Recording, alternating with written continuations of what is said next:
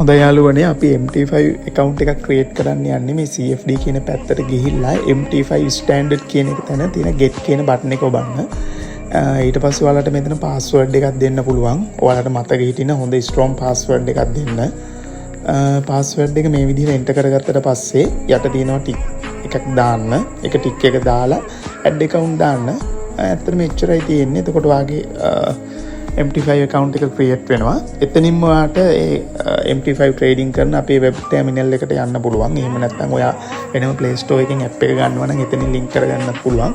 ඒක ඔයාට කැමති විදිහකට මෙතනින් කරගන්න පුළුවන්. ඊට පස්සේ ඔයාගේ password එක මේ විදිහට දීලා ඔයාට පුළුවන් ඔයා MT5 අපි gold market එකේ trade කරන්න. එතෙන්ට මෙහෙම ඔයාට enter වෙන්න පුළුවන්. ඊට පස්සේ මෙතන මේ කෙලවරේ බටන් එක ක්ලික් කරලා එතන මාකට් ගොඩක් තියෙනවා ඇවිල්ලා ඒකෙන් එක අයින් කරලා දාලා අපිට අවශ්‍ය වෙන්නේ ගෝල්ඩ් මාකට් එක. ගෝල්ඩ් මාකට් එක විතරක් මෙතන සිලෙක්ට් කරගන්න. ගෝල්ඩ් මාකට් එක ගන්න අපි මෙතන XUD USD කියලා සර්ච් කරන්න ඕනේ.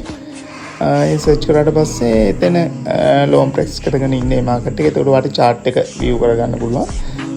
ඔයාලට මූලික අදිරයට ඔච්චරයි කරන්න තියෙන්නේ. මේ විදිහට account එකක් හදාගෙන මට message එකක් දාන්න. මම එතකොට ඕගොල්ලන් මගේ signal group එකට add කරනවා. හරි බොහොම ස්තුතියි.